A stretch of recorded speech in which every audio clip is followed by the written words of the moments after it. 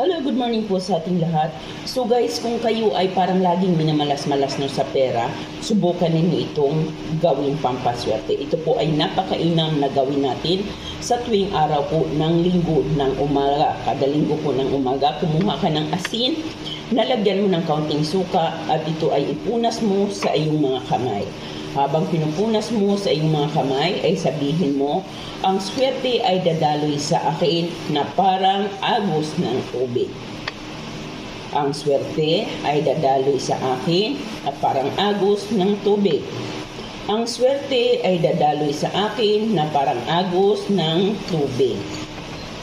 Ang swerte ay dadaloy sa akin na parang agos ng tubig. Ang swerte ay dadaloy sa akin na parang agos ng tubig. 5 beses po itong gawin at 5 beses mong bagitin